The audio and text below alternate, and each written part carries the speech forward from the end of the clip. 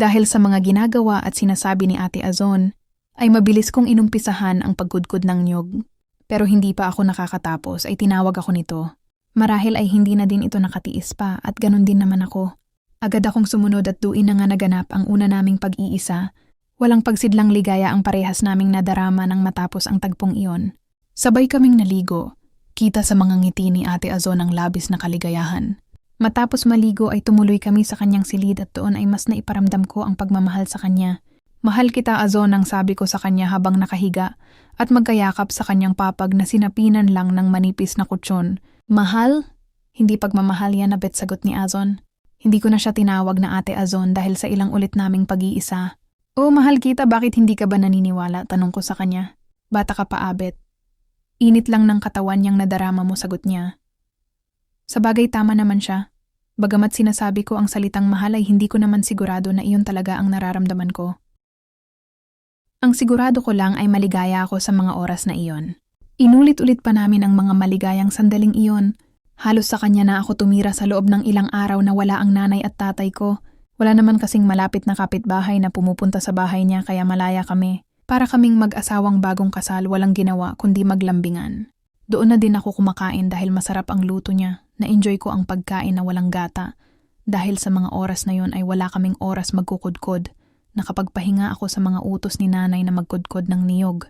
Pero sinulit naman ako ni Ate Azon sa pagkayod ng niyog niya, kaya halos wala din akong pahinga. Kain, tulog, araro. Yun lang ang ginawa ko ilang araw. Pero sa sobrang ligaya namin ay nalibang kami pareho. Hindi namin namalayan na nasa babay na pala namin sila nanay at tatay. Nagising ako isang umaga sa mga sigaw ni nanay. Magkayakap pa kami noon at nakahiga sa papag. Galit na galit si nanay dahil sa naabutang tagpo. Hinatak nito si Azon at walang habas na pinagsasabunutan. Walang hiya ka, Azon, bakit ang anak mo pa? Napakabata pa niya saad pa ni nanay. Nay, mahal ko po si Azon saad ko habang inaawat ko si nanay. Anong mahal? Wala kang alam kundi manghuli ng pugo tapos sasabihin mong mahal mo siya. Halika dito. Hinatak ako ni nanay pauwi sa bahay. Pagpasok ko ay isang suntok ang sumalubong sa akin. Ilang araw akong hindi pinalabas nila nanay at tatay. Galit na galit ang mga ito kay Ate Azon. Kahit anong paghingi ng tawad nito, ay sarado ang isip ng mga magulang ko. Naimahal ko po si Azon at panagutan ko po ang nangyari sa amin. Magtigil ka, abet, dahil hindi mo pa alam ang nakaraan ni Azon. Ni hindi mo nga alam kung saan siya galing bago siya mapunta sa lugar namin. Wala akong pakialam kung ano ang nakaraan niya, Nay. Sigurado ako sa nararamdaman ko sa kanya. Pakiusap po, Nay, hayaan niyo na kami. Nagmakaawa ako sa magulang ko pero talagang matigas sila. Tay, alam ko naman na maiintindihan niyo ako. Lalaki din kayo at nagmamahal din kayo. Mahal ko talaga si Azon at noon pa man ay umiibig na ako sa kanya. Pakiusap ko pa sa tatay ko pero maging ito man ay walang nagawa sa desisyon ni nanay. Makinig na lang sa nanay mo, abet, dahil marahil ay kapakanan mo lang ang iniisip niya. Ang bata mo pa, gusto mo bang pag-usapan tayo ng mga tao dito? Tsaka totoo ang sinabi. Nang nanay mo hindi mo alam ang nakaraan ni Azon. Wala akong magawa, gustuhin ko man na ipaglaban si Azon pero paano? Tama silang bata ko pa kung ikukumpara kay Azon. Higit kalahati ang agwat ng edad namin.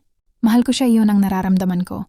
Higit 1 linggo na ang lumipas pero hindi ko pa din nakikita si Azon. Sobrang namimiss ko na siya at nag-aalala ako sa kanya. Wala itong ibang kaibigan sa lugar namin kundi si Nani. Isang araw na nasa banyo. Ako ay may bumagsak na isang matigas na bagay at galing iyon sa bintana ng banyo. Nasa labas kasi ng bahay ang palikuran namin sa bandang likuran. Papel yun na binalot sa bato. Nang buksan ko ay sulat yun galing kay Azon. Kung makakagawa ka ng paraan magkita tayo sa bayan. Nakalagay doon ang lugar, oras at araw kung kailan. Marahil ay namimiss din ako ni Azon at mahal din ako nito. Si Azon ang unang karanasan ko at sa edad ko na iyon ay ang tanging nasa isip ko lang ay ang mainit na sandali namin kaya umisip ako ng paraan para nakapunta. Nang dumating ang araw na yon ay nasa bahay lang si nanay at si tatay ay nasa bukid. Kumuha ako ng maayos na damit at ibinalot iyon sa tuwalya saka ako pumunta sa banyo para maligo. Matapos makapaligo ay itinago ko ang pinagpalitan kong damit sa damuhan sa gilid ng banyo at hindi na ako bumalik sa bahay. Nagtungo na ako sa bayan para makipagkita kay Azon. Alam kong kakagalitan ako ni nanay at baka masuntok pa ako ni tatay pero bahala na. Ang mahalaga ay makita ko si Azon at kung sakali ay muli naming madama ang init ng pagmamahal sa isa't isa. Narating ko ang address na sinasabi ni Ate Azon. Nagtaka ako dahil malaking bahay yon na may 2 palapag. Pumasok ako sa malaking entrance at may mga nakaparadang sasakyan. Sinalubong ako ng isang lalaki. Boss, kukuha ba kayo ng kwarto? Hindi ko alam eh. Ibig kong sabihin binigay lang sa akin ang address na ito ng girlfriend ko. Ano po ang pangalan ng girlfriend nyo? Azon po. Si Azon ba? Kayo pala ang hinahantay niya. Tara po at ihahatid ko kayo sa silid niya. Bakit kaya kilala si Azon dito? Nagtataka ako pero binalewa ko na lang. Sinamahan ako ng lalaki sa isang silid. Azon, nandito na ang hinahantay mo sa ad nito matapos katukin ang pinto. Maya-maya ay bumukas na ito. Pagpasok ko ay si Azon nga ang nasa pinto. Pinapasok ako nito at hindi na kami masyadong nag-usap. Dahil sa pagkamis namin sa isa't isa ay agad naming pinadama ang pagmamahal namin.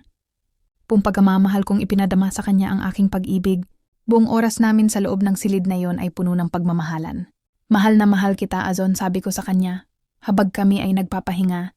Hindi mo pa ako kilalabit. Wala akong pakiaalam sa nakaraan mo. Bata ka pa at madami ka pang makikilala. Hindi ko maiintindihan kung bakit tulad ng mga magulang ko ay lagi nyo nalang sinasabi na bata pa ako. Bata ka pa kung ikukumpara sa akin, sagot nito. Niyakap ko ito at hinalikan. Ang alam ko lang ay mahal kita sa ad ko. Paano kung sabihin kong pokpok ako? Napatingin ako dito. Anong ibig mong sabihin? O, diba? Nadinig mo lang ang salitang pokpok ay nagulat ka na. Oo, pokpok ako. At yun ang dahilan kung bakit tutol sa atin ang nanay mo. Alam nila ang trabaho ko. Sila lang ang nakakaalam. Hindi ka ba nagtataka paano ako nabubuhay? Mag-isa lang ako sa bahay at wala akong asawa. Tuwing gabi lingid sa kaalman ng ibang tao ay lumalabas ako. At dito ako sa motel na ito nag-aantay ng customer. Binabayaran nila ako para sa panandaliang aliw. At ngayon nalaman mo na, ngayon mo sabihin na mahal mo ako. Hindi ako kumibo at hinimas ko ang muka saka ko siya hinalikan ng ubod. Nang tamis, alam kong alam na niya ang sagot ko. Nagyakap kami at muling naghalikan. At bago ko siya iwan sa silid na iyon, ay linulit pa namin ang maligayang sandali. Mahal na mahal din kita, Abet, at kung sakaling mawala man ako, ay iyon ang palagi mong tatandaan. Hindi ko alam kung bakit sinabi ni Azon yun. Kung sakaling mawala siya. Napaisip ako. Nais ko pa sana siyang kausapin pero kailangan ko ng unuwi. Alam kong sa mga oras na yon ay galit na sila nanay at tatay. Hindi nga ako nagkamali dahil pagdating ko ay galit na galit si nanay. Nagpasama pa ito kay tatay at umalis silang dalawa, hindi ko alam saan pupunta.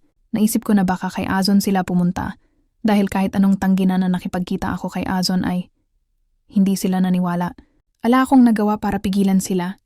Ipinalangin ko na lang na sanay hindi nila saktan ng mahal kong ay Azon. Naiwan ako sa bahay at nagkulong sa kwarto. Dahil sa pagod ay nakatulog ako. Hindi ko na malaya na nakabalik na pala sila nanay at tatay. Madaling araw noon nang magising ako.